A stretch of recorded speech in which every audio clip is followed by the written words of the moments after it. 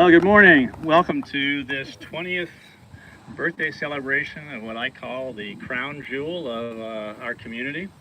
And I just want to, first of all, recognize a few people. We have lots of staff here from the Parks and Recreation. I think that Keith, you'll mention that, or as well too. And she says, don't mention me, but former Mayor Ann Campbell is here with us, as well as former Mayor Ted Tedesco, who we'll hear from in a few minutes. So anyway, just want to thank you for joining us today for this memorable event. And I asked for a few fun facts to know and tell about this park. And some of you may remember that years ago when we had low water on Skunk River over here, which actually replenishes our aquifers, we pumped water from Hallett's Quarry over here across the street and helped to replenish it. Well, when Hallett's was sold to an Irish company, we weren't sure if that was going to go ahead and continue. So they started talking about the fact, how can we go ahead and preserve that? So that was one of the opportunities to do that. And for those of you who are aware, when you do a bond issue to purchase something, you have to get 60% passage rate. And so in 2021, 2022, there's a $4.97 million bond issue went before the voters, and we got 86% of the community voted to pass this bond issue, which just shows a tremendous support for that. So park is 437 acres, and of that, 137 of that is the lake, and the maximum depth of the lake is 61 feet. And I'm not sure if you're also aware, but we just had a few months ago the 5th annual Ames Triathlon. And it's the only time that the Parks and Recreation Commission allows people to swim in the lake. But that had almost 400 participants. It is a nationally recognized event that allows people who want to get certified as a triathlete. They can actually come out here and compete. There was 2 professional triathletes. Last year, there was actually a para-athlete, one who actually was not able to use his legs. But this has really grown to be a phenomenal event, and they sing the praises of Hayden. So for those of you who've been involved with it, thank you very much. We hope that continues. And I also want to thank those who preceded me in leadership for the vision and for the entire community support. So with that, it is my pleasure to introduce former Mayor Ted Tedesco, who was involved with this. And I count both Ted and Ann as not only mentors, but also good friends. So Ted, please. Thanks, John. I think, Ann, you were on the city council when I was mayor.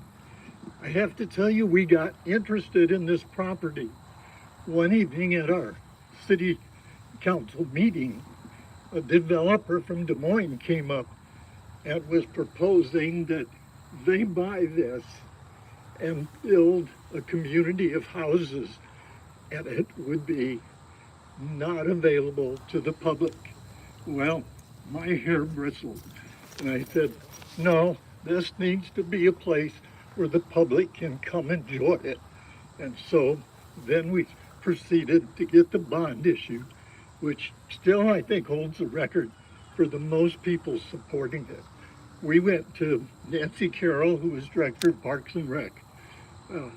We went to every club meeting, every neighborhood meeting around this town, and we even held 2 open houses out here because Hallett's would let us have them, and people came out. We had pictures of what we wanted to do with the property, and they supported us like never before. Now you see the fruits of all of that work.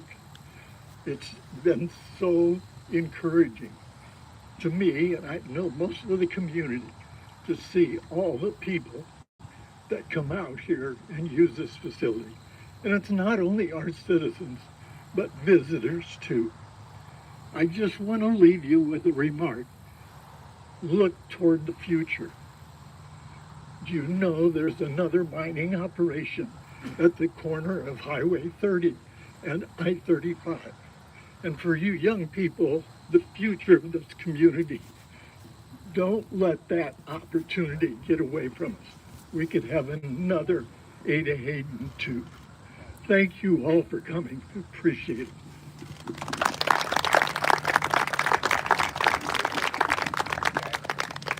Well, thanks, Ted. My name is Jim Pease. I'm president of the Friends of Ada Hayden Heritage Park, and we have a number of our board members here. I think almost everybody. Raise your hand if you're a member of the board.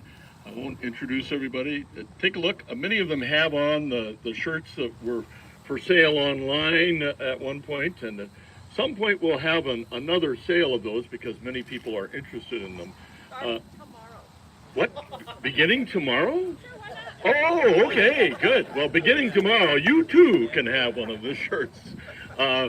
They're ordered online. We don't have to keep a supply of them that way, and you can get the size and the color you want. So Tana Tasdal, who is our webmaster and is a board member that handles all of those sorts of things, is going to put it online tomorrow. So all you have to do is to go to AdaHaydenFriends.org, and you too can have one of these shirts in the color of your choice. I've been involved with this since its inception. Back in 2000, before we passed the bond issue, there was a big campaign, and it was a citizen campaign. Yes, people like Ted were involved as mayor, but there were lots of folks, lots of citizens involved in this, and this is really the result of a citizen effort. And Ted's reminder to not let opportunities slip away is a great one, because that's exactly what it took for this. This could have been, you could have been standing in the middle of a huge apartment house right now, rather than a nice park. And it takes citizen involvement to do that. We lost our founder just this year. Irv Kloss, many of you knew Irv as a community activist. Well, before that, he was a professor at Iowa State and leader of the Cooperative Fish and Wildlife Unit. And it was his vision and his energy as a citizen, not as a professor, but as a citizen, who said, this needs to change. He taught all of us, I think, that if you want change, you can't just sit back and complain and moan and groan. You got to get yourself involved and be a part of something larger than yourself. And this park is one of those results. The Friends group does a lot of things with the park. Number one, it was Irv's idea to put the faces and the stones out here. We have 10 faces in large granitic rocks. One of them is right over here for our namesake, Professor Ada Hayden, who was the first female PhD at Iowa State University and professor of botany. And she actually has a long story, and we won't go into that now, but that was Irv's idea, to put those faces in the stones. There were 9 of them. There's now a 10th one with Irv's face on one of them too, because he deserved that kind of recognition while he was still alive.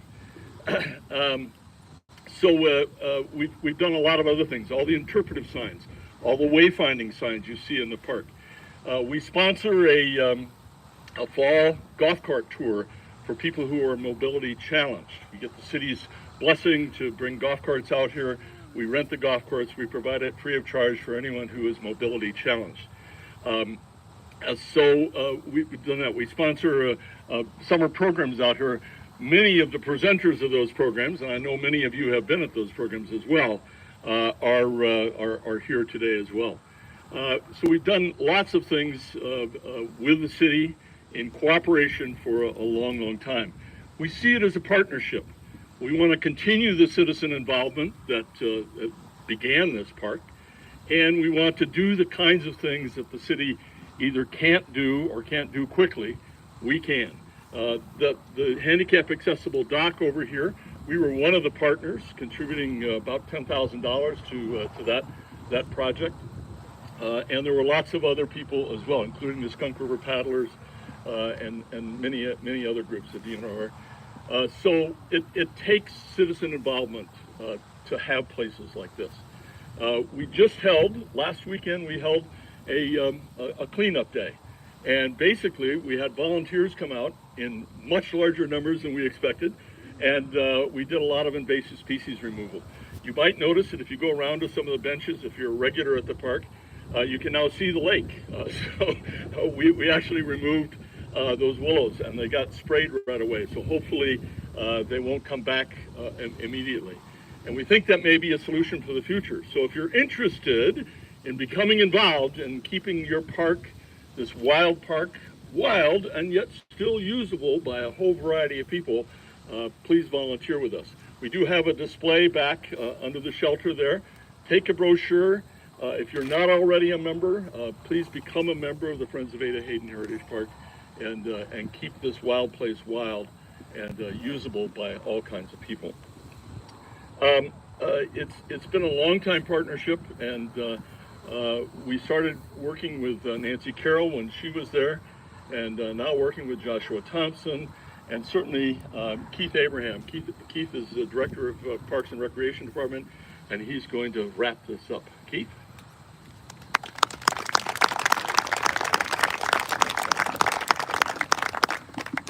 Thank you, Jim and Mayor and Mayor Ted. This is always an easy spot because before me, generally everybody goes ahead and talks about everything that I'm going to talk about. So I don't have to say a whole lot. I do want to say some thanks though. And first thanks is to Ted, Nancy Carroll, everybody that was involved with the referendum and the development of this park. And in a little story, when I became director 11 years ago, I was out here, had a jacket on, said City of Ames, and an individual came up to me and said, "You work for the city?" And I said, "Yes." And he said, "Do you take complaints?" And I said, "Well, if you've got something that we can do to make things better, I'm all ears." And he goes, "Well, my only complaint is I don't have any complaints." And I was like, "Well, that's good." But he also made a statement, and he said, "You know, it's interesting, when the city was looking at purchasing this land to make it into a park, there were people that said, 'What do we need that for?'" And you heard some of the reasons, with it. But then he said, those same people right now are saying, "What would we ever do without it?" And that's really, I think, one of the legacies of Ada Hayden is that why not preserve at a small cost now what cannot be replaced at any cost. That was one of her quotes, and it's right on the back of Jim's shirt there. So there's a lot of people. So first of all, thanks to everybody there. I do want to have a shout out to the Friends of Ada Hayden Heritage Park. They have been a tremendous partner ever since the inception. And whether it's monetary, whether it's people, one thing that Jim did not say is that Irv and Jim initially put together a management plan for this park, which we follow. We look at it and say, hey, what do we need to do? And that's ever changing. They're working with our staff on an update right now. So thank you to everybody with the Friends group. This park, it just doesn't happen. It ever changes. We have to make improvements. City Council and the Parks and Recreation Commission really thank them for their continued support for everything, that we do at Ada Hayden and throughout the park system. But a lot of stuff doesn't happen without our staff. And if you're a staff, not just Parks and Recreation, I see staff from other departments here as well. Just raise your hand. If you're one of our staff members. We got Joshua, we got Liz, we got other people, Pa. So thank you to all of our staff for continuing to put the work in to make this park as good as it is.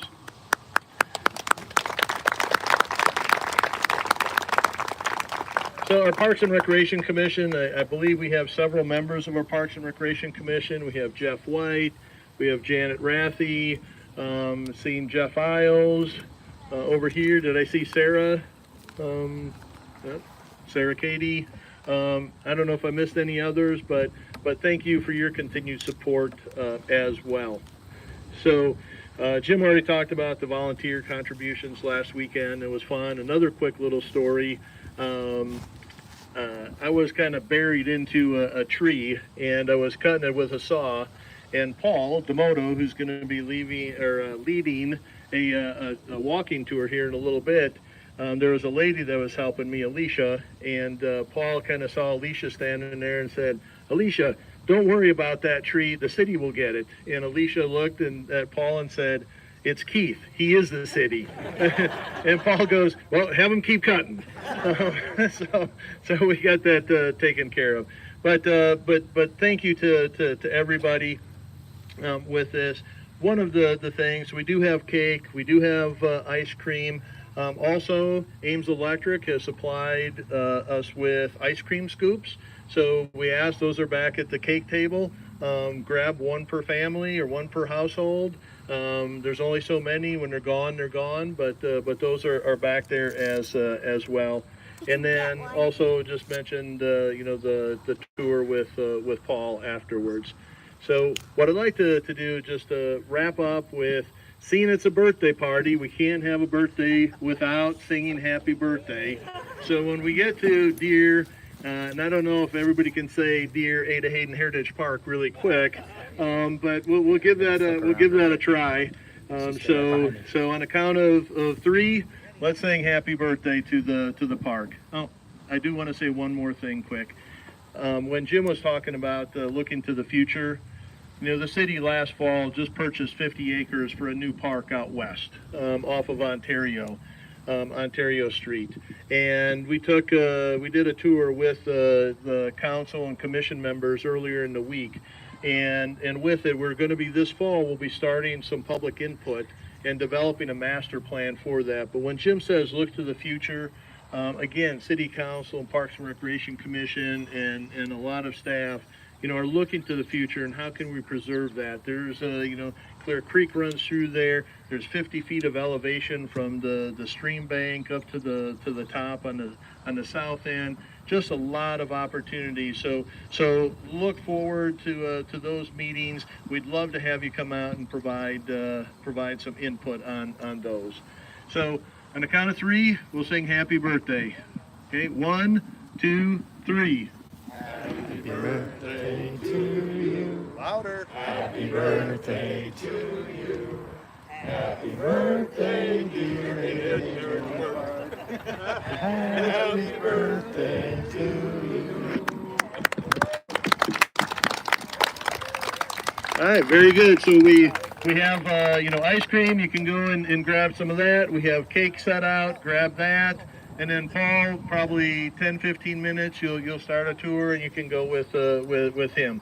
So thank you all for coming. Have a great day, and thanks again.